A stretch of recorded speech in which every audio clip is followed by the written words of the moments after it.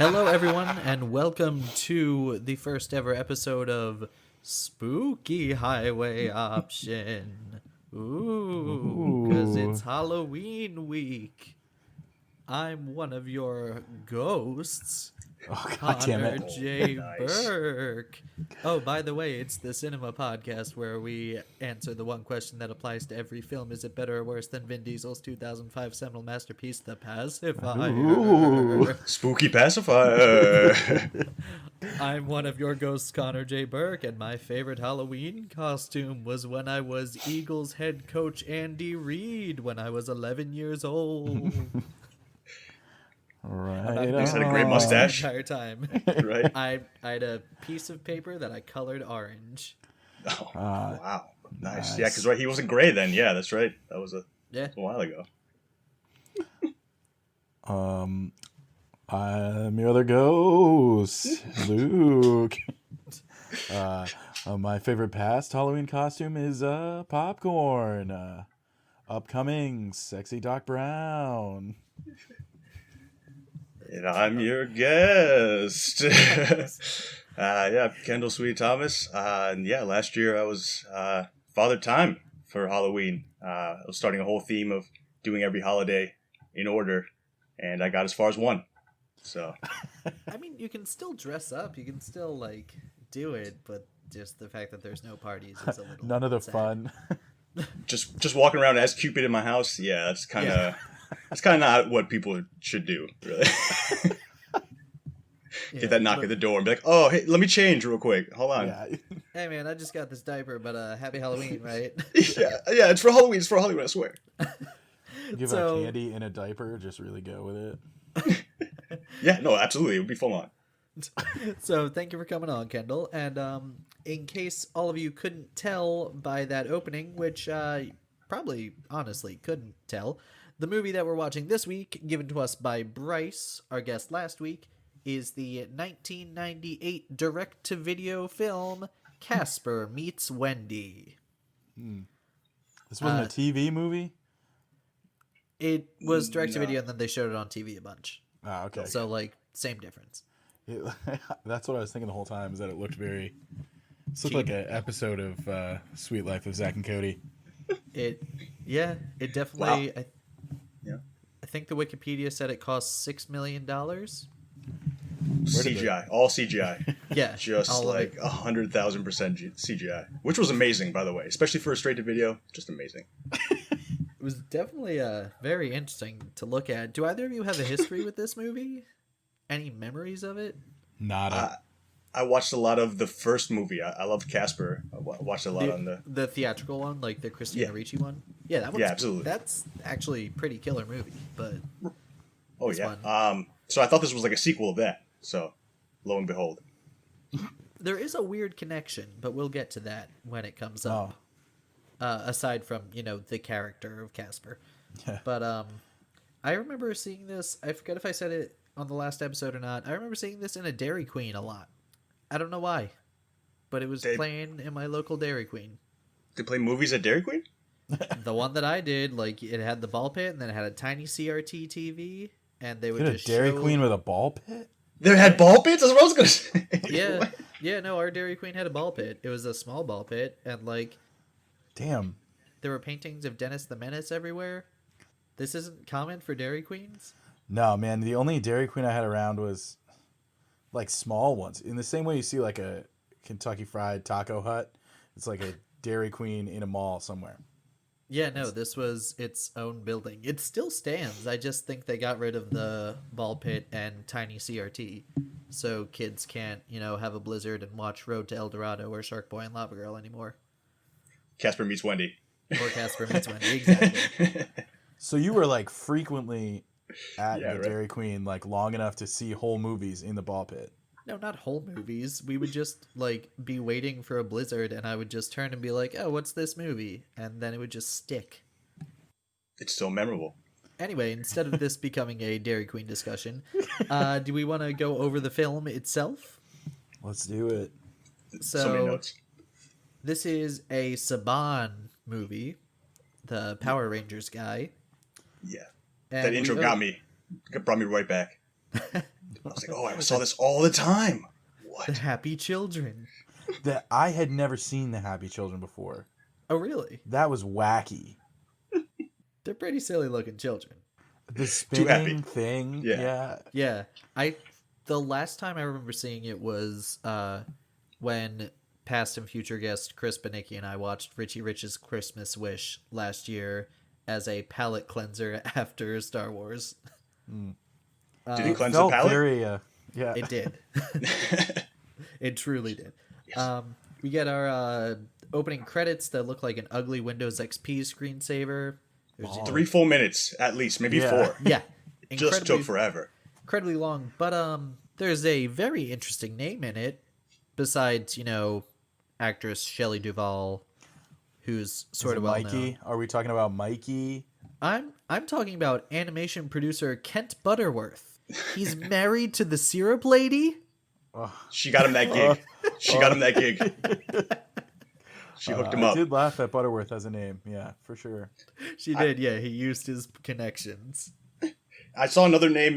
It was a first name. And it was just Jymn. I'm like, how do you Jim? say it? Is it just Jim and they just added extra letter, or like Yeah, it might be like Jim? foreign spelling of Jim. Jim? Or you just you bang it all out, Jimin. Yeah, it's literally the only word I saw on Yeah. the screen. There's probably like 100 Diamond. words. Yeah, exactly. So I- It's like, no. Luke, is you that? mentioned Mikey. Who's Mikey? Michael McDonald. Oh. I saw the name come up and I was like, well, I left a space for myself to check later if it was really Michael McDonald or if it was just another guy with a name. And it was. Oh, it was. Okay. Oh, yeah. This You is didn't also- see him? Not off the top of my head. Oh boy, we'll get there. This is also our second movie featuring the voice of Bill Farmer after Space Jam. He is the current voice of Goofy. Okay. So I can see that. I put the jam above this one. Yeah, Yeah, I recognize the name, but I mean, I I'm sure he don't- does voices everywhere. I don't like Jam, and it's above this one for me too. But speaking of sports movies and aliens, this opening scene, Yeah, you know when you go bowling, right? and you get And, a like, strike. Yeah, exactly. And like it's different every place you go. There's always something wacky. That's what this whole fucking scene looked like. It's like I remember one specific one in my local one was all the pins were bulls, like they had the horns, and the ball was a cowboy. Yeah. That's the vibe I got. Yeah, the CG is a mess. It's all an extended Close Encounters / General Spielberg riff. You've got Robin Thicke as the local baseball announcer. So it's a baseball stadium where a UFO comes down, and at that point, there's already a million questions. Like, this is a Casper the Ghost movie. Why are aliens in it? Why is Robin Thicke playing the announcer? It's Alan Thicke. Rest in power. Alan Robin Thicke. Thicke Robin is is his son. his son. Yeah. Yeah, I I knew was gonna that. say. Just I because knew he's a that, boss, and I don't like Robin Thicke, so I was like, I can't. Yeah, no, Alan's better. Alan's much I was better. like, he's so cool. Okay, Alan Thicke is the baseball announcer, right? UFO kind of looks and sounds like the Close Encounters UFO, but it's playing the Casper the Friendly Ghost theme song. Did not mix well. Didn't. Didn't catch it. Didn't catch it at all. There's a guy eating ice cream who's dressed just how like Steven Spielberg always dresses. The pitcher of the baseball game looked a little bit like Jay Farrow. Anybody else? Maybe. I could see it. One I of don't his think- first gigs. Yeah. Maybe. Yeah, He would have been possible. Guy who flips down his sunglasses to look at the thing. Got It's a. so bright because it's a night game. I think one of the managers was Bill Farmer himself. Okay, that would make sense for the homage that we're talking about later, Luke. So found interesting. Little girl turns to the camera and says, "They're back." Yeah, is that from Close Encounters? Or that's a different movie. Yeah, exactly. I was like, why did they even do that? Oh, Poltergeist? Oh, okay, Poltergeist. Maybe they're really trying to riff off as many ghosts as they could. They're really trying to just like stick it to Spielberg, and I don't understand why. He has nothing to do with this film. Name recognition, baby. I guess, or Saban was like trying to get him to direct, and he was like, "No." Well, of course not. It's straight to video. But maybe Sean McNamara, the director, maybe he's like, he had a beef with him or something, or maybe supposed to get a job as like a production assistant with him, and he didn't call him back. Just hated him. So the spaceship dissolves into a bad bowling screen CG alien. For 1 second. Yeah. Yeah, who is then immediately revealed to be, I think it's Stretch, one of Casper's uncles. And then it's just the ghosts causing chaos, which, like, if they can disguise themselves as objects, why do they do that only once? Right. And also, it legitimately fooled me as well. I was just not expecting a ghost to happen at all. Like, yeah. I thought we were going to meet the villain of the movie maybe there. The first time watching it, I thought it was going to be a movie inside a movie thing. So, like, we'd get that, and then it would zoom out, and it would be, like, Casper sitting and watching it and being like, I'm having a great time. And the three Uncle Ghosts are like, Casper, you can't watch movies. That's where you are. Get back to carrying our stuff. Yeah. I think their names are Stretch, Stinky, and Fatso. I only know Fatso for sure. Well, yeah, because he's... Well, because they said it later, and I was like, his real name is Fatso? His human name was Fatso? In the original 1995 movie, Fatso was voiced by Brad Garrett. Sadly, not this time. Did a good job. Sounded just like him. Yeah. I did also have one thing, too, as well, is that so far, all of the lines have just been screaming or yelling. Like, there just hasn't been anyone, besides they're back. Yeah, that's it. Screaming, yelling, or weird pop culture stuff happens a lot. They wanted to get you used to how Hillary Duff was going to do everything. Oh, boy, yeah. There's one point where Fatso bombs hot dogs from a hot dog cart called Hot Dog-alicious. A hot dog cart that has like 37 just unwrapped hot dogs just stacked on top of each other. It's a lot of hot dogs for a local baseball game. Yeah. Like, it didn't even look like minor league. It just looked like just a... I can't even describe it.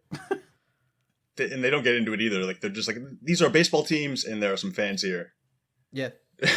just it's red team versus blue team. Moving on. Yeah. So the scaring goes so well that the three Uncle Ghosts decide that it's time to take a vacation in the Catskills. Vacation from what? I was like, what do they do? Do they have like labor and stuff? Like, why do they need to decide to go on vacation? They're dead. It seems like they're scaring for fun too. So it's like, isn't that vacation? Yeah. When you think about the fact that they used to be humans, it kind of destroys the whole thing. Oh yeah. I know the 1995 movie tries to get into Casper and how he died and stuff, but yeah, especially with the three of them, it's just like, whatever. Moving on. Our dead kid hero. But like, why are Casper's parents not ghosts? Right. Yeah. Why are you not a ghost with them? Why don't you have just a whole family? Everybody who died before, like, why are they not all ghosts? Let's get it going. Instead, it's these three uncles, probably in quotes, I think. It's a kidnapping situation? Ghost napping. We're then introduced to our antagonist of the film, Desmond Spellman, the most powerful witch in the world. He, uses magic for a whole bunch of stuff. He talks to his oracle, a mirror played by Pauly Shore for some reason. Whole thing, man. We roll up on this dude who wears his pajamas for the whole movie. He's doing Fortnite magic with his fingers, and he's a witch. He kills, I don't know if he kills him, but he like zaps somebody through his phone and you hear the person scream in agony. I didn't hear the message either, but like I don't know what could be so terrible that he was like immediately fed up as soon as it started. He was like, no. I think he's just a dick. Oh, he's the worst. Yeah. Pauly Shore, as the magic mirror, is rhyming, and he's like, "Hey, buddy, you're gone. You're the greatest witch of all, except for this child who's gonna become friends with a ghost. Here, let me fax you her actress's headshot." Black and white photo of child Hillary Duff. It is straight up Hillary Duff's like original headshot, probably. But he also starts by asking him like, so what's the news? What's the weather and stuff like that? And I'm like, so he's a computer? He's an Alexa. Yeah, It's he's just his assistant. Missed opportunity for Pauly Shore to be Alexa right now. That's what I was thinking. I'm like, that'd be a great voice though. But he's also dressed like a pharaoh too, which I don't understand. Yeah, he's dressed like the blue guy in Pee-wee's Playhouse. Zombie, kind of. The prophecy states that Wendy will become more powerful when she teams up with a ghost, so the only way to defeat her is to throw her into Hell Portal. Yeah, man. I think it's interesting that that's the method he went with, because the prophecy was that this girl is going to become the most powerful witch because she makes friends with a ghost. So, like, that's all you know. Those are all the things. And instead, he was like, gotta kill that little girl. Instead of, like, maybe I should find this ghost first. Yeah, maybe I should ghost bust as a witch. I'm too jaded as a super cool warlock man.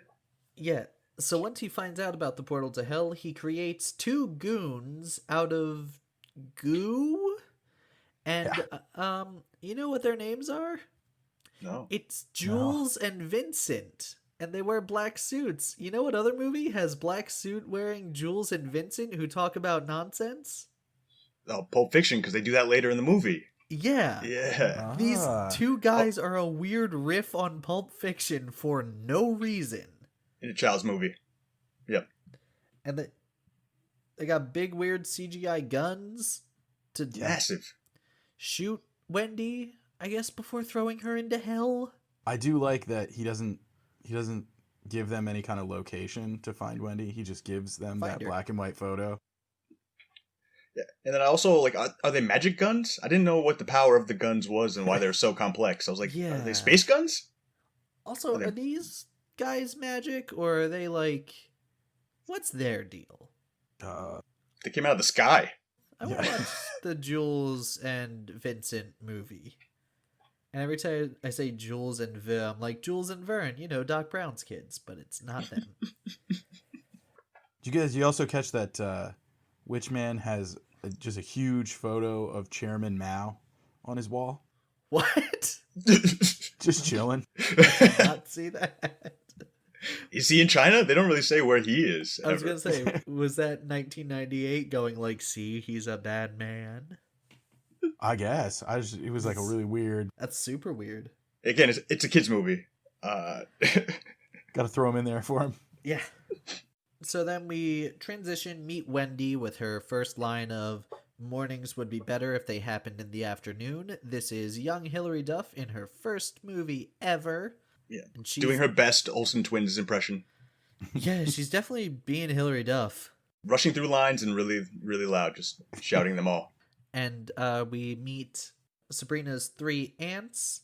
They're named Gary, Gabby, and Fanny. One of them's name was Gary? Geri. So that might be Jerry. It's Jerry, like, yeah. It's Jerry. female Jerry, yeah. Jerry is played by Kathy Moriarty, which is the blonde one, which is only interesting because she played the villain in the real Casper movie. Wow, I didn't hang on to that. I didn't place her. Name. Yeah. And she also got top billing. Yeah. In the final credits. Yeah, she was above Shelley Duvall, which, like, I thought Shelley Duvall was a much bigger deal than her. I know Shelley Duvall's name. So that's not really much, but I just thought that was strange. Wendy changes out of her standard outfit, which is pajamas, or changes out of her pajamas into her standard outfit, which is also pajamas. Yes. The witch onesie. It's amazing. Yeah. It's got the feet and everything. And the three ants, who are very much hocus pocus knockoffs, decide to have the Paperboy's papers attack him because they're bored, I guess. They don't like how he throws it. Yeah. That was their reasoning behind it. They're just the way the three ants are. It's amazing. They're so good in this. I will not let you disparage them. They're having a good time, but like just the way their characters are remind me of the one John Mulaney joke where it's like when he's a kid and he's putting firecrackers in an egg carton, and he's like, I wish someone just stopped me and asked me, like, why are you doing this? And I just would say, well, I'm so horny and full of rage, and I have no outlet, so I just want to see how shit blows up. Or whatever. And, like, that kind of describes the three of them. That's fair. That's really good. Yeah. I'm trying to make the comparison to the aunts, to the ghost uncles. And I don't like... The aunts, they fucked with that paperboy once in the beginning of the movie, but mostly like they're like nice to Wendy. Casper's uncles are always like, carry our shit, and then they're like dropping stuff on his head. Yeah. I didn't know what their problem or her problem was with them specifically. Yeah, she just... Other than they joke around. She just wasn't a fan, and they yelled at her sometimes. Also, was that first scene of them all talking, was that dubbed for some reason? I think so. A There's lot of some dubbing in this movie. weird ADR in this movie. And the dialogue is also all peak bad 90s dialogue. Yeah, lots of puns, lots of great jokes, lots of pop culture Puns, references. Is this your final answer type stuff? Yeah, it's fucking Jeopardy jokes. I was like, what paperboy has to ride through the woods too? He was like riding like in the middle of nowhere, just flying through, and they're like, nah, he's a jerk. He's ruining his bicycle, coming all the way out here to throw a paper at our house. Let's hit him with a ball of slime. And we're witches. It's a huge fucking... Why do you need human news? Right. Can't you call on your Alexa to do that for you? Don't you have your own Pauly Shore? So yeah, at this point, Jules and Vincent show up, say that they're with Desmond Spellman. They have a legitimately good line, I think, where they mention that, and one of the ants goes, Desmond Spellman? And the one's like, do I look like a speech therapist? That made me laugh. I don't know why that was the one. No energy the whole time from them. They're just going from place to place. That's kind of why I like them. They're my favorite characters in the movie. Wow. Because they'll just cut to them doing something stupid or like talking about something inane. And I'm like, what? How'd they get to that conversation? Yeah. They just like showed up randomly. I loved them. I thought they were doing a Penn and Teller thing for a little while, but then the other guy had lines in a strangely deep voice. It was great. Penn and Teller thing would have been interesting. And they mention as the witches make their way to this Catskills and the uncle ghosts steal a cabin in the Catskills, they mention that ghosts hate witches because they are fleshies with power. We get a lot of mileage out of fleshies. Yeah, it's offensive. It is offensive. I don't like it. It's trying to be anti-racism message, I guess. A little bit. Does your arm hurt? It's a tiny bit. I mean, I mainly only did this because it was the joke I made with friends watching it the first time, that it was the second whitest movie about racism I've ever seen. They do a lot of making fun of white people too in this, though, like the suburban, like people who like go to these kind of resorts and stuff like that. Like like the tour guy, they trash that guy the whole time. Tour guy is interesting, rightly so. Larry Legend. The first whitest movie about racism I've ever seen is The Blind Side. I wanted to finish my joke. So the witches try to get a cabin, but an old woman who was a little rude to them earlier has it. So they transform her into a talking goat, therefore making the rest of her life an existential nightmare. I was wondering why they didn't change her back ever. I thought that was going to be the next scene. No. She's just a goat now. She's just talking goat. She's like stuck there too. She doesn't leave. She just wanders around. Have you seen the goat my gives family? the key back to the guy. The guy's just like, oh, thank you. Thank you, goat. This room is vacant now. Oh, that guy was the worst too. That guy gets punched in the face. That guy was terrible. We were going to sell this room to a goat, I guess. My mistake. Everyone always screams ghost when they see a ghost.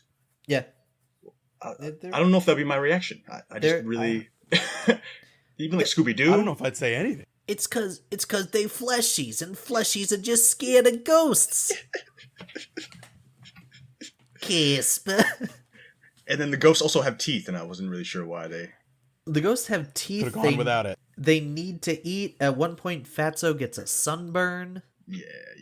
He looks good. I actually like that look on him. He should be a big red boy. As the witches make their way to the cottage, we cut back to Desmond, who has a large magic reader to find the witches. That's the first version of the Santa tracker, the NORAD Santa tracker. Pretty much. And at this point, Jules and Vincent are talking about corned beef hash, and one of them doesn't know why it's called hash. Yeah, that conversation. They love breakfast, so I like them for that as well. They're the most. They'll get those points. So Wendy mentioned something about trying to find a way to stop Desmond. She'll look it up on her big chunky laptop and use spell check. So that laugh is her laugh too. She laughed in the movie. She loved like that joke. So Wendy's Aunt Gert decides to tell Wendy to check out my website, and then there's spider webs in the room. Big one. And so the witches decide to transform using magic, transform the cabin around them, and this is when the large magic radar, whatever, has its first sighting. And I don't know if you paid attention to this. In case you don't know, the Catskills, which they clearly mentioned they were going to more than a few times, is in New York. Right. They get it right the second time, but they definitely chose the Montana. First reading on this radar is like Utah, Montana area. Oh, I didn't catch that. Yeah. That was the first thing I saw. I was like, something's up. I just didn't catch the Catskills part, so I didn't know where they were. So I was like, okay, cool. They're like in this Montana region. That's fine. And then I saw the second one, and I'm like, that's the other side of the country. The second time it pinpoints New York-ish. But well, maybe that's why they didn't get over there, because they didn't get a full thing, get a full match. I guess it's possible. Yeah, that's what I was thinking too. I was like, is it a really bad radar? I mean, then don't zoom out to the entire world. I think you're casting too wide a net. Maybe that's causing problems. Yeah, that's entirely possible. So the ants go out to enjoy the thing, and they ground Wendy because Desmond Spellman wants to throw her into a hell portal. So Wendy has a natural reaction of crossing her arms and going, I feel like I'm in the Witches Protection Program. A lot of one off of those lines for her. A lot of those lines said completely through teeth. They also are pretty terrible at hiding. The whole thing is that like magic is supposed to. Mm-hmm. But they're allowed to do small things like pranks. Like change their Halloween costumes into other Halloween costumes. Dude, they look so good. I love all those outfits. To blend in. And Hillary Duff, when she changed hers as well, said, I be witchin'. Which I was like, is that a reference to the swear word? Like, what were we going for? It honestly kind of just sounds like Scottish slang. Oh, that makes sense. I don't know why I can just hear a Scottish person be like, oh, I be witchin'. And I'm just like, yeah, sure. You do. Put it in this American movie. I'm down. Kids will get it. Casper is sad because the uncles eat all the food that he bought them. The aunts, when they find out that they can't do magic, they rattle off all this shit that they're not going to be able to do. And the one aunt is like, oh, I'm not going to be able to play the glockenspiel. And I just want to know what the instance was going to be. Like, what? She just find can't. a spot to prevent it. She just can't. It's also a human skill. Like, she can just play the glockenspiel without magic. Like, she just have it playing in the background all day. Like, it just, like, the sticks just go along. You know, like a really good concert version of it. I don't know, man. Fill the room. Or, like, multiple, maybe? That'd be cool. That's possible. So Casper is sad and he leaves because the uncles didn't leave any food for him, even though there is plenty of food on that table to still eat. And they don't need to eat. They're ghosts. That too. Yeah. We also earlier we met resident little shit Josh. Oh, he moves fast. Josh moves fast. Josh is Josh Jackson is his full name, and he's first he kind of hits on Wendy, and then she meets him in the arcade where he's playing Mortal Kombat, and you can clearly see it's a Mortal Kombat machine, but they talk about soldiers. Yeah. Look at me mow down all these commandos. Yeah. And he's just in general a little shit. And so Wendy unplugs the game on him. Yeah. Did you hear the adult laugh that they piped in while he was playing the game? No. Gosh, it was one adult man laughing. Like Josh was like, "Get out of here," and he was like, "Ha ha, you get her, kid." Casper and Wendy then meet and bond over the adults being mean to them. Casper moves fast. That was my other line. He got right in there with, "Oh, you're so attractive," and I'm like, "Oh, hey." Casper in the '95 movie too. I know. It brought me right back. I was like, "Oh yeah, he was really weird." Yeah, he's got the whole thing of like leaning over Christina Ricci in bed and being like, "Can I keep you?" And it's creepy, but it's supposed Casper's to be got nice. game. Right, and he's like showing her all the cool stuff. He's like, "Hey, yeah, look at all this breakfast I can make you, and look at all these like ghost dirt bike. I can float. I can turn invisible." And then he's like, Wendy's like, "I'm a witch. I be Witchin." And he's like, "Okay, cool. What magic you got?" And she's like, "I can only do small magic. Let me make this Santa standy dance." CGI is awesome. It's so good. I truly believed in Santa Claus for a minute. Why is that dance small moves. Magic? What's the big magic? It was like I guess it's because it's like one thing, so that makes it small instead of like many thing. I don't know, man. Okay. So we get a fun montage of friends having fun on holiday, because that's what the song is singing. Over and over and over and over again. Oh, tough song. Tough I forgot to mention, because taking notes for it was my second time through watching it by accident, I watched it on 1.2 speed. And I gotta admit, it flowed better. Yeah. There was some dead space. It was one of the longer 90-minute movies I've ever seen. Yeah. Yeah. The ghost physics doesn't make sense. As you said, Casper makes a ghost dirt bike. Ghost Rider. He is Ghost Rider. I also didn't like when he went through the horse's nose and came out the top of its head. I don't think that horse is okay anymore. Isn't that just a COVID test? Well, given how tough possession is later in the movie, yeah, that horse probably hated it. It's probably like really tough. Questions about possession. They do possess a guy in the first scene, but like his eyes and mouth kind of just bulge, and then we go away from him. And he also seemed to be in pain. He did not like it. So the three ants are sitting by the poolside, and they're, trying to hit on everybody. One point, they're asking the cabana boy for a whole bunch of stuff. Judging by Luke's face, I think we wrote down the same joke of when one of them asks, "Cabana boy, how about a date?" And he says, "Sure, December 7th, 1941. That's Pearl Harbor, right? That's Pearl Harbor? Yeah, that's what I'm saying. I'm like, what? This is a kid's movie. There's absolutely no reason for him to say that. No, but it was funny. Just casual. And then also, just during the montage between Casper and Wendy, she was like doing stuff with the arrow and potentially killing people. Yeah. Which is not really low key. If she's trying to just like sneak around, just have a good time outside, and it's also just a terrible use of magic. It's probably a lot of magic, right? Yeah. And the people all seem chill with it. Nobody notices there's ghosts here and there's magic happening, and everyone else is just there. I mean, it goes with the classic saying, weird shit happens in those Catskills. I guess. Haven't you ever heard everybody walk? What happens in Vegas stays in Vegas. Philly's the city of brotherly love. Weird shit's in the Catskills. I guess. That cabana boy, also, none of that was his job. No. They got him buzzing around. He's like giving them a back massage. Take off my shoe and smell my foot. Definitely not in the job description. Not at all.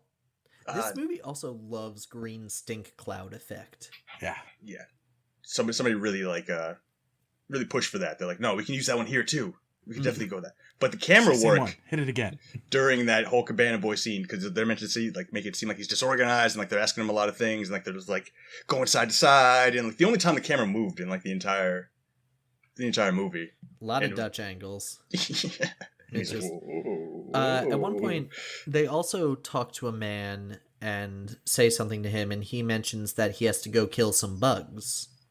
That's actually a kind of big cameo, not really. Oh. That's the lead character in the film Starship Troopers, Oh, where aliens they kill are called bugs, and do you know what the actor's name is? Is it Bug? It's Casper Van Dien. oh wow, yep. See, now that you Nice said a call. name, that is the only Casper I know in real life. Casper Yeah. and Casper. Time for a special announcement. Hey, Luke, what's some things you can do with a telephone? If there was like a really mad goose in your house, you could hit the goose with the telephone. Interesting. What are some more basic things you can do with a telephone? You could do basic math, or find apps, or Or you could call people that you like. You could call numbers that you know, or you could call in to your favorite Vin Diesel-based podcast. This one. We have a hotline now. highway hotline, I like baby. I like calling it the Highway Patrol Tip Line, because that makes it sound like it's not what it actually is. But, call us. Leave us a message. Talk about something you heard in an episode. If you want to offer a correction, if you want to be like, hey, I liked this episode, I didn't. If you want to just bother us, I don't know, man. This is a weird experiment that we're trying out. We like hearing from you. You want to call in? We roasted your favorite movie too hard. You want to complain about it? Call on in. Yeah. Come on down. We might do special episodes every so often where we listen to the messages and talk about them. We might insert them at the end of episodes. Who knows? I don't. Yeah. Maybe we'll. None of us do. We'll do that thing where you can tattoo the audio line. We'll get it written down on a piece of paper, and then we'll feed that to a zoo animal. Not at that point yet. It's not safe to go to zoos yet either. You're right. Hey man, animals can't catch it. I thought they could. I thought dogs could. Oh, I thought dogs couldn't. I don't know. I think I read mice could. Anyway, This probably let's isn't not gonna think stay. about that. Yeah. But let's think about the phone number, which is 301-941-7493. Or, if you like to think about words, that's 301-941-SIZE. Size. It's size because that's all Google Voice could give me when I wanted to find one that had a word in it. It's because wanted to by find one doing that these had- phone calls, you could help us increase our listener size. There you go. I wanted to see if I could get one with an area code that spelled out Vin, but that apparently does not exist. Well, Yeah. have to fight Give with us a the call. phone, guys. Give us a call. Let's see if this experiment works. Again, that's 301-941-7493 or 301-941-SIZE. Give us a call. Okay, bye. Stuff happens here. The dance is Yeah. mentioned. While we're at the pool, Josh comes up again. This is the first Yeah. time we get the instance of Josh. I guess just like Josh is a really inconsistent character. He's okay the first time, and then he's just a little shit for the rest of it. He's just like, Yeah, you're gonna take me to the dance, Wendy, and she's like, you were a dick to me in the arcade. Yeah. And the only consistent line is that like he's all about Wendy. Yeah. Yeah. Once she doesn't like him, yeah, then that totally switches on. It's like, I'm so cool. When she trips him and he falls on that lady at the pool.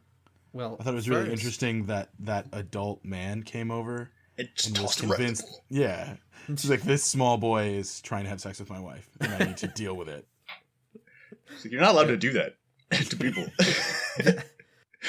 But before that, Wendy uses more magic to get ketchup all over his chest. Yeah, from like all the way over there, like 100 feet away. Poor kid's not going to have any ketchup on his hot dog. Kid just watches the ketchup stream go away and be like, oh. But he loved it, though. He thought it was so He did. funny. What happened to this? Like, you're not questioning what happened? Oh, also, Josh mentions something about going to the dance and he's rude about it. Hillary Duff goes, Josh, you're obviously behind on 90s dating rituals. It's like, you should be too. You're like 8. She's mature. So, the dance is mentioned, and Casper and Wendy make a plan for the dance. What I forget. To get their family together. I just thought yeah, you're getting there. Okay. So, for the dance, the ghost uncles find out, like, hey, Casper's like, could you teach me how to possess people? And they're like, instead of teaching you, we'll just do it ourselves. Yeah. And they go to the dance and find 3 remarkably same body type people. Ooh, Yes. I think of the voice actors, no? Like, That's not them. oh, okay. That's what I thought Michael McDonald was. I thought he was the voice, because he's one of the actors. Yeah. He's Stretch. Yep. like No, I don't think he does his voice. No, I think he's just a body. Yep, that makes Yeah. sense. But what an interesting, like, gig for him. Hey, man, a gig's a gig. A lot of dancing. He had some jokes, that were dubbed, I think. Going back to the dubbing thing we were talking about. Moving his Oh, yeah, face and moving. they're all dubbed by the voice actors. Like, I don't think it's them doing an impression. Oh, yeah, no. My favorite thing, the guy playing Fatso. He looks remarkably like that one Jimmy Neutron episode where Carl dresses up as Jimmy, trying to impress a Swedish girl. I'm going to take your word for it. I've seen it. I've definitely seen it. Because I remember him with the big hair. I also feel like I recognize the actor who was playing it, too. He's definitely been in other things as well. I feel like I did too. Yeah, I he don't looks know like who somebody. he was, though. He kind of looked like the guy who played Patrick in the SpongeBob musical. But he would have That's all in been... line. He would have been very young at that point. And then, is the dubbing better than the CGI, or is the CGI better than the dubbing? See? I think it's scene by scene. Because Yeah. because of the actors who are there with the dubbing, in this particular scene, it works for me. But like dubbing earlier in that one scene, not so much. The actors are all doing their best with what they got. And Michael McDonald, always good. Michael McDonald running around going, yeah. But like as soon as they got in the dance, though, like the witches were also dubbed too. I realized. Like as soon as I was like, oh, the dubbing on them is weird. I'm like, oh, their witches are too. It's So, yeah, terrible. the witches are at the big dance, kind of dressed in like prom outfits. Yeah. Tiny frilly purses that like just barely hang off their wrists, and like the beehive haircuts. Yeah. The costumes for this movie were something. They're definitely something. They're looking to get some. Stinky realizes that the body he's in doesn't smell bad, so he stinks himself up and sneezes big goo on a woman. Oh, so much goo. Like just an obscene amount of goo that could never be in one person. So I was like, is that the ghost part? Is that a ghost powers coming through thing, or? According to him, he didn't know it was snot appropriate. We got a Ben Stein cameo. Yes, Yeah, he He's did amazing. It is. He's in all 3 live-action Casper movies now. Oh, okay, so they just did it for posterity's sake. That's interesting. Pretty much. They were just like, hey, Ben, do you want to do something? He's like, I like money. Yeah, I'll do this one dance scene. Also, the best song of the movie is happening right now. Just the bed underneath all of the fun dance things that are going around. The big band stuff's a good time. So Wendy's aunts and Casper's uncles possessing humans are like starting to hook up and get to know each other, which is all according to plan for Casper and Wendy. All So the 6 two- of them being very inconspicuous, Mhm. just being regular dance attendees. So the 2 of them go to a gazebo to have a romantic dance. Casper makes himself James Boo for half a second. And Just- then just- says he doesn't want people to see him, so they immediately turns invisible. Which I was like, then Yeah, why'd you which put on a is- tuxedo? Just bad. The whole thing's just bad. Super awkward and bad. Although I do like earlier when Wendy is dumping Josh for the thing. For her new dead boyfriend. She mentions, yeah, I'm going with someone else. And he's like, what is it? Like pale, bald, and something. And I immediately went, oh, cool. You're going to the dance with Caillou? Did you catch when Casper was talking to his uncles? He was like, "Teach me how to. I want you to teach me how to do possession." And they talk about the Grimace Book of World Records, which is definitely we're doing a spooky thing. But That one's okay. I thought but it was it's still just bad. it's just one book from a McDonald's of Grimace. It's just stuff he's really proud of. All of his personal accomplishments. Yeah. Ronald. I fit 25 McNuggets in my mouth, and also these 3 ghosts possess someone for a long time. Exactly. I don't know if that's what Grimace sounds like or not. Yeah. I've only heard his Irish uncle, Seamus O'Grimacy. Oh my. I'm sure that was tasteful. Get it? He was Tasteful? just green. When the uncles are finally going to go over to the aunts and do the dance thing, the aunts are just holding their hands out, just waiting, and it's that sort of that stereotypical, it should be in slow motion scene. Mm-hmm. And then Ben Stein just sneaks up from behind him and he's like, "Hey, you want to dance?" And they're like, "Beat it, Bozo!" Leave us alone. I'm like, "Yeah, Ben Stein, get it, get in there, Get in there." Hey, you want to dance? Josh sees Wendy dancing with herself, meaning Invisible Casper, and he gets all pissy about it, of course. And now the guys that the ghost uncles are possessing start to fight back. And everyone mistakes it as dancing, even though it's a lot of shaking and ghost faces popping out of regular faces. And hurting people, Dancing. just bumping into everybody. Mm-hmm. Just causing chaos, and everyone's like, dancing! That's dancing! There was at least one lady who kept standing there. And one of the uncles was just elbowing her over and over again. Yeah. She's like, "I can do the twist," and then he starts hitting her, and she's like, "Okay, all right, I'll do the twist over here." In another inappropriate historical reference, Casper and Wendy come in. Wendy goes, "Oh no, our plan's going down," and Casper goes, "Like the Hindenburg." Which isn't a joke or anything. It's just No. nothing. It just is a completely unnecessary reference, just like the Pearl Harbor. The Hindenburg. I'm like, they're doing this on purpose. They're trying to put in this weird stuff. They're seeing how much they why? could slide in. Yeah. Yeah. What's It's not the like line? parents love this stuff. They love Pearl Harbor references in their Casper movies.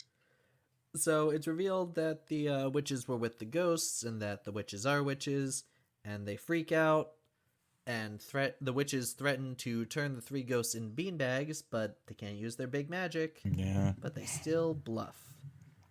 So I don't really understand what's to be scared of with these ghosts. For anyone, really. The fear of mortality. I guess. But I mean- we didn't see any of the. If we saw one scene of the uncles and they held someone in the river until they were dead or something, it's now join us. But it's just a lot of now we're here and I'm sticking my face in the cake you want to eat. Blah, blah, blah, blah. But that's not scaring the fleshies. Yeah. Murder ain't scary to them. Well, one of them is Stinky as well, and so he doesn't really scare people. He just grosses them out. It's Yeah. they're like, we just want to ruin people's day. It's not really that's really our main goal. If they're not happy, we're super happy. Wendy and Casper try to get everyone back together. Casper accidentally lets it slip that the witches can't use their powers, so the uncles go on the offense with probably my least favorite line in this entire movie. They're like, "We gotta beat these witches for honor." And then Stinky's like, "For glory." And then Fatso goes, "Formerly known as Prince." Yeah, that happened. And that's just terrible. That's nothing. That's less than nothing. Some interesting fired off references for sure. I saw this for free on YouTube and I want my money back because of that line. And so this is the point where I realized, wait, they never explain why witches and ghosts are enemies or why they're not cool, at all. The ghosts mention it's because they're the only fleshies who can scare back because they have powers. That's it. Yeah. Right. But there's no reverse at all, but they're just equally discriminated against in both cultures. Yeah. Right. I don't know, man. So the ghosts attack after flushing Casper down the toilet. Again, Casper's a ghost. He can just go through the toilet while it's being flushed. You could. But you can also say that about like the Luigi's Mansion vacuum, but that's like a specially designed thing. This is just a shitter. Right. And he comes out waterlogged too, like when he finally emerges he from the brings sewers. himself out. Wendy covers the ghosts in plaster using magic, which sets off the big radar. Which is the totally different spot this time. Now Yeah, they're which is now we're in now New York. Accurately in the Catskills. They get into Desmond's flying car. Right. Also, he's doing an accent. Do you guys know what kind of accent George Hamilton is doing for this? He's killing it, by the way. He's so good in this as well. Magic accent. It's like kind of a whisper. It's from somewhere. I think is he supposed to be doing a Vincent Price kind of, but not? Because he's got the slight mustache. Mm-hmm. I couldn't tell if Seemed like it was a real. soap opera villain to me. Yes. He's way too tan. Well, that's George Hamilton though. Like that's sure. That's why he's famous. Josh steals Wendy's wand, is just messing with it. Desmond arrives, and the witches attempt to sneak out dressed as housekeeping, but Desmond finds them and then does some evil stuff. Talks to the goat. Talks to the goat. Goat talks to him first. So yeah, the goat only tells polite. him they went that way. Yeah. Zaps the three witches with magic. One of them grows a beard, one of them grows rabbit ears, and one of them just gets a skimpy dress. She becomes a hot chick. Yeah, she's like blonde. Yeah. Like she's like a totally different person. Yeah. Yeah, and she's mad about that, but then they all change back immediately. Yeah. She thinks they're hideous. Yeah. Casper realizes he has to help Wendy, so he gets Wendy's wand by scaring Josh, who is just hitting it with a hammer at this point. Yeah, what the fuck? And we see the full scene of he's realized it's a magic thing. He's doing magic with it. And then still he's like just beating the shit out of it with a hammer. Yeah, because he's mad at her. He's trying to break it just specifically because he's angry at her. But also Casper had seen him with the wand before and just like got jealous that she's like, oh, she didn't let me play with the wand. Yeah. So I guess she likes him more. And it's like, why wouldn't you get the wand back? Like, obviously he doesn't know what magic and stuff is. Like, not there. How would you assume that he just gave it? She just gave it to him. But after Casper scares Josh and his friend, Josh drops the wand and they're turned into horses. And again, for all we know, they're still horses. Yeah, an existential nightmare for the parents walking outside and being like, where is my son? Why is this horse trying to come inside? After this, Desmond opens his hell portal to throw a 9-year-old girl in, and he does it. She zaps him with some kind of magic that does nothing. He's powerful. Yeah, but like, I don't know. The witches do too as well. Like he just kind of laughs. He's like, ha. And it's definitely like it makes contact. Well, I like to think that like, I don't know, maybe like he like shrank his pancreas really small and blew up that guy. Like it didn't. So there'll be a bruise there tomorrow. But the witches also have like specific colors for I guess they all do. Like they have their own color for magic. Like all my magic is blue, all your magic is yellow. And I was like, that's cool. Like I wonder what mine would be. You know, I think I go with it. What's your aura color? Yeah, is it the same as like lightsaber color, like for like Star Wars, where like it's based on something that nobody knows about? But the Kyber crystals, right? Anyway. So after this way too long sequence of Wendy getting sucked into hell and Casper trying to grab her, so much screaming goes on for a while. Too much screaming. The Door of Trent. That's what it was called? I don't know. They called it something. It sounded like the Door of Trent. I mean, I'm sure that it wasn't that, but just like one guy on the other side. Yeah, I'm trying. The Mystical Abyss. Sponsored by Trent. So Casper saves Wendy, and his uncles and her aunts all team up to save him. Hooray! Desmond is thrown into hell. Hooray! Wendy shall be the Witch Queen because she and Casper became friends. Only because she's hot. Casper would have been afraid of her. Attracted to her, yeah. Yeah. He immediately got right in there with that. Like, otherwise he could have been like, "Oh, I'm hiding like a ghost." My question is, if the ants hooked up with the ghosts while they were possessing the guys, would that have made them more powerful to have established such a connection with the ghosts, or is it only the power of friendship? I don't know. I got nothing. but it might be friendship at this formative point where then now she's going into the rest of it with a better insight than the rest of them had, I guess. That's possible. Also, Stretch, when he became that person, when he possessed him, he went around the dance and was like pinching, like, you know, women in the ass. Just He's pinching a lot of ass. Yeah, and I'm like, he's definitely done some weird stuff, like possessing somebody else at a different times, totally unrelated. You know, he's definitely screwing around sometimes. Yeah, he's not. I don't trust him at all with that power. And so yeah, happy ending to the story. The Jules and Vincent are counselors in training at the resort. Do you also catch, like, after they deal with the 4-night wizard and, like, the danger is over, the two, as they walk off and decide they're going to be counselors, they talk about breakfast, and they want to get French toast, but it's called day old bread in France. Yeah, and they just like don't cut it. They keep talking about French toast. They wanted in the the back Pulp of Fiction the scene. thing. Yes, Pulp Fiction reference for no reason. And everybody goes their separate ways. Wendy gives Casper a little kiss. The end. I was hoping, I mean, I guess not really hoping, but there was that scene of right after the ghosts had helped the witches win, and then like the witches are like, thank you, I guess, and they're standing there, and there's like a minute of like, the ghosts don't really do any character development stuff. They don't really interact with them, and I was just waiting for one like, all right, show us your boobs. Yeah.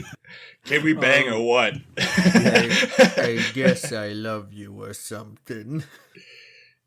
I also could have gone with like, could have taken one asshole from the 1920s ghost, just one placed somewhere. Yeah. Asshole, yeah. We're at the Catskills and this guy is a total prick. Anyway, that's Casper Meets Wendy. Did a lot in 90 minutes while not doing very much at all. Yeah, that's a good way to describe it. So do we want to move forward to the criteria, which we do every week to compare the film to The Pacifier? Let's do it. Oh, man. I have so many notes on The Pacifier, too, but yeah, well, here we go. What a silly movie. What a silly movie. To do 'em. It is. It's a good time, though. So first up, how's the soundtrack in this film? It's nothing. Elevator so music. Bad. So bad. All music in this movie is very bad. It's like less than dollar store 25 spooky Halloween tracks music. Yes, or the opening title sequence song was terrible. The dance song when they danced in the gazebo was just awful. After they just had the good swing song, the only good song, and then it just dive bombs as soon as possible. Next up, where does the main actor land on the Dieselometer, a ranking of Vin Diesel performances based on charm and ability? This was tough for me. I said Hillary Duff as Wendy was our lead actor. Yep. And tough shoes to fill on your first movie. Be as good as Vin Diesel. I couldn't think of. I guess it was just because she's a child actress. Vin Diesel's first role after getting caught vandalizing a theater that he broke into with his brother. All right. I said The Last Witch Hunter because like there's a lot of stuff going on here that the movie is just kind of like, there you go. This is the world of it. And we're not going to really do any explaining. This is his D&D character and you shall live. Isn't the D&D one Riddick? No, Last Witch Hunter is Last the Witch Hunter, is it? one. Okay. Yeah. And he's the last witch hunter, so You be witching. Yeah. Scottish slang. Gets him every time. Yeah. Jeez. What has Vin Diesel been in? Is that how the Vin Diesel-ometer works? It's just anything he's been in, if you can make it fit, or anything outside of it. Like, if you want to say the one time he was scared in a haunted house, like, sure. No, I'm gonna go triple X. I'm gonna give it that same amount of, you had to do a certain amount of things, certain jokes and certain aspects had to be represented, and you did all right within those confines. You made a name for yourself within those, and that's not easy. All right, I like that. That's great. That, yeah. Did I like this as a kid, or would I have liked it as a kid? I guess I would have been entertained. I wouldn't have been off-put by all the references that I know now. Yeah. Right. Just would have right over. I think I would have been bored. Okay. Yeah. I feel like Cartoon Ghost Man would have done enough stuff to be like, haha, look at the Cartoon Ghost Man. Yeah, it might get one, but I really like the first Casper, so like I think I would have been a little disappointed that this is not that at all. Not up to that, yeah. I remember that one being good. Yeah. Actually good. It's Yes. also equally weird with random references. Dan Aykroyd is in it as Ray from Ghostbusters. That's true. But that's a little more whimsical. The Crypt Keeper just shows up for no reason. It's also weird. Yeah, but it's not. Yeah, I was looking up the director, and there's actually a different Casper that he did before this. So they started with a straight-to-DVD Casper, and then this is the sequel of that Casper. Yes, Casper, A Spirited Beginning. These are both technically prequels to the 1995 movie. Weird. In Yeah, the Casperverse. Yeah. What? So yeah, this is directed by Sean McNamara.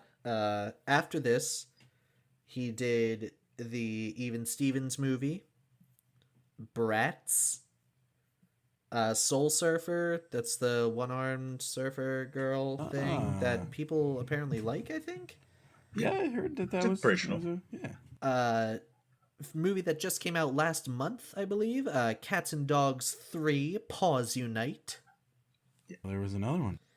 And he's got an upcoming Three Stooges reboot where they're all children. Nice. The Three Little Stooges. Talk about a prequel. Yeah. I'm in on that. Did you see the Farley Brothers Three Stooges reboot? No, I didn't. No. The first third's not bad because it's like very Three Stooges stuff, and then they put them in the modern world and it sucks. But That like, makes sense. I watched it on a plane. Sounds like Rocky and Bullwinkle. Rocky and Bullwinkle, though, is bad, but I like it a lot. I saw a lot of it as a kid as well. Yeah, I watched that movie for no reason. I saw a lot of it my senior year of college. Same. Was the Farley Three Stooges, was Chris still alive? Was Chris in that? No, the Farley Brothers, the Dumb and Dumber guys. Oh, okay. This was 2012. All right. Yeah. The second third of the movie, Mo joins Jersey Shore. Oh, yeah. All right. Well, I might have to check that out. I don't know, man. Anyway, is there anything in this that's as memorable as the Pacifier's Peter Panda dance? Do one of you guys want to go first? Kendall, you want it? Sure, man. I love the dance scene just overall. Like that just really did it. It's not as a singular focus as the Peter Panda dance, where it's not just like a motion, but I think they did well with it. I actually found it actually funny. Like they moved fast, and after you realize that, I think they were drinking the whole time. So I think that if they're wasted, everybody's wasted. Yeah, great time. I would have gone to that dance.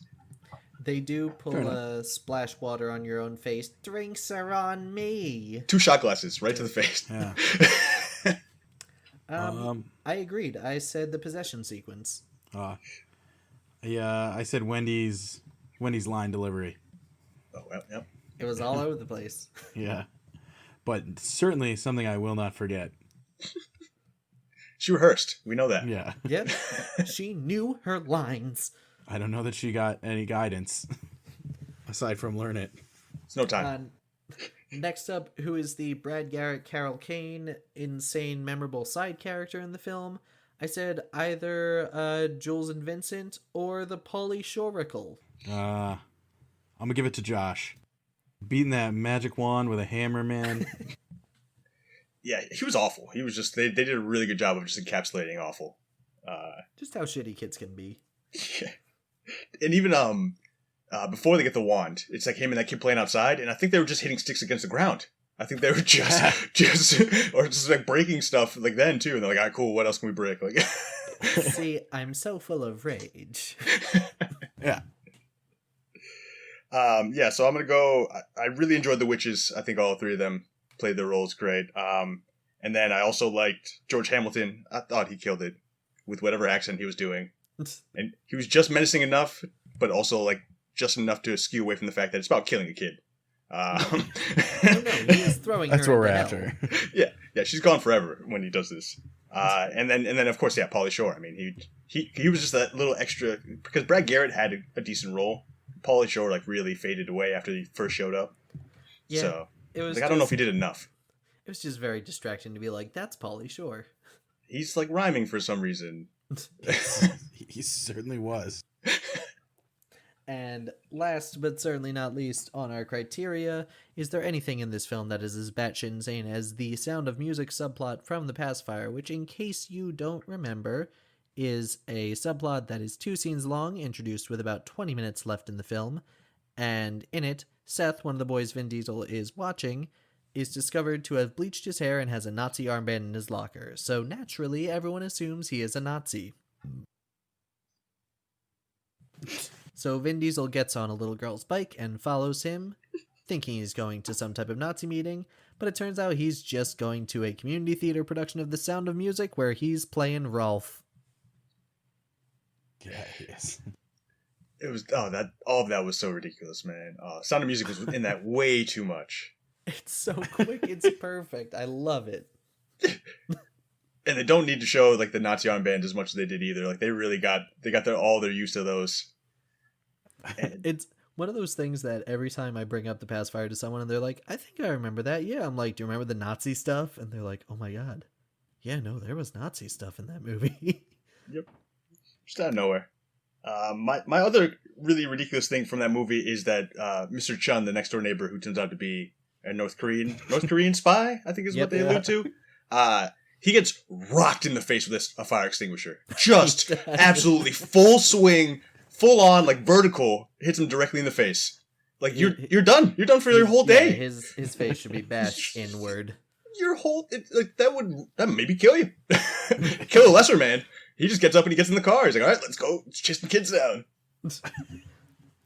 So, yeah, but in Casper Meets Wendy, is there anything as crazy as The Sound of Music and that?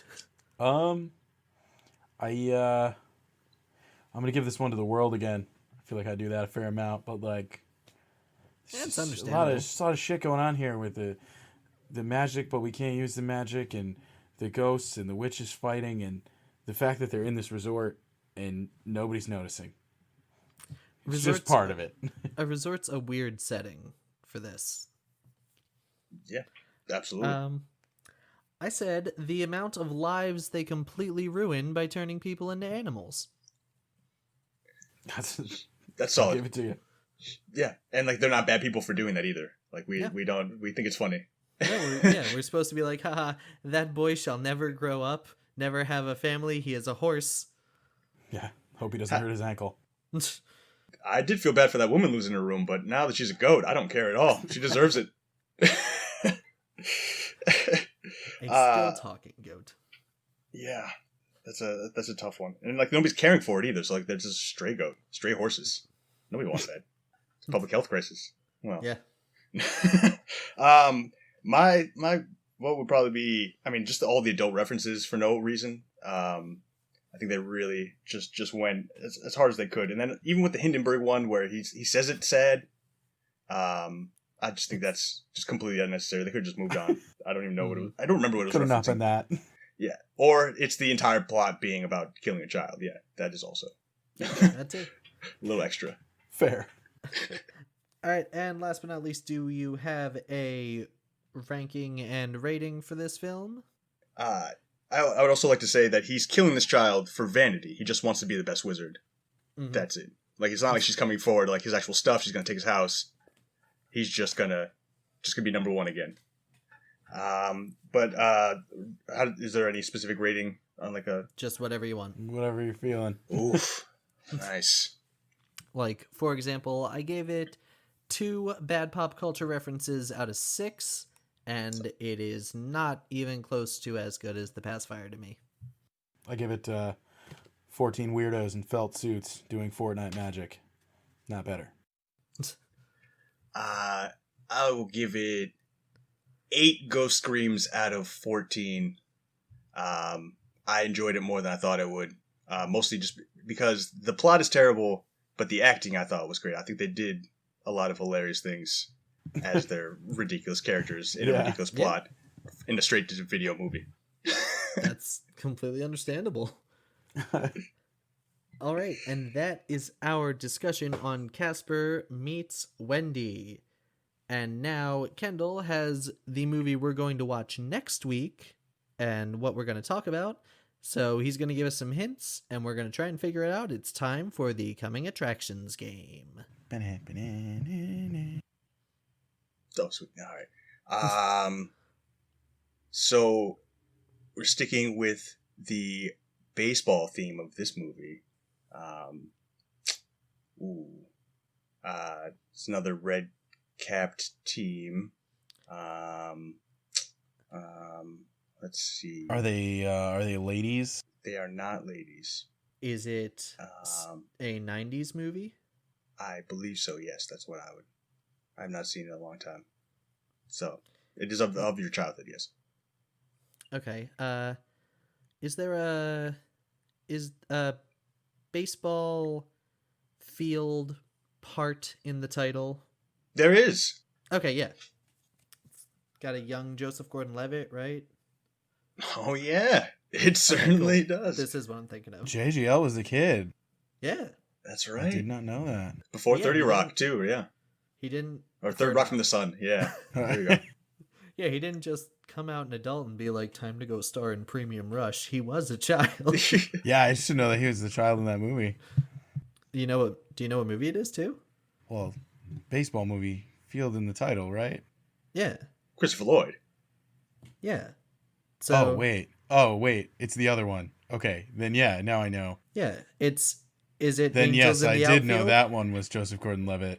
I was like, for a second, I thought we were Field of Dreams, and I was like, I don't think that Joseph Gordon-Levitt was in that movie. No, they didn't have Really red young. caps in Field of Dreams. Real young Joseph Gordon-Levitt. But it's Angels in the Outfield, correct? Oh yeah. Right on. Oh Cool. yeah. All right, Love that is it. super exciting. That's something that I remember watching like twice, and I always just Oof. remember. I think I watched it in health class a lot. Whoa. Did I watch it in school? I might have watched it in school. Like 8th grade health class was like Angels in the Outfield, Goosebumps, and Remember the Titans. Oh yeah. It was like the big three. Friday Night Lights, Saturday Night Lights, Friday Night Lights. It's Saturday Night Lights with your quarterback. All right. Well, thank you very much for being on, Kendall. It was a great time. Do you have anything you want to plug or anything? I do music, but we don't need to get there. Yeah, this was great. It's been an honor. This is a delightful podcast, and I look forward to continuing to listen along, especially for the Angels in the Outfield next week. I mean, that's going to be... I'm going to learn a lot, I think. Yeah, tune in next week for Angels in the Outfield with another special guest. Be sure to follow us on our social medias at No Highway Pod on Twitter, Instagram, Facebook, and YouTube. No Highway Option. Call our hotline if you want to talk about anything. You want to tell us how your pandemic Halloween went. It's 301-941-7493 or 301-941-SIZE. Yeah. And Chicken time. as always, it's chicken time. As always, if you know the old owners of the Rafters Bar and Grill in Amherst, Massachusetts, before it stopped being a restaurant, if you can get me in touch with them, I'm trying to find out the recipe for the Yukon Gold wings. And of course, thank you to Ian C. Weber for composing our theme song. Hopefully I didn't ruin it this week by adding the little spooky elements. The C in this case stands for creepy. You can find more of Ian's music by following the link in our show notes. So yeah, that's that. Tune in next week. It's time for Angels in the Outfield. But for now, I've been Connor. And I've been Luke. I'm Kendall. And as always, these have been our opinions, and if you don't agree with them, too bad, because it's our way. No No highway Option.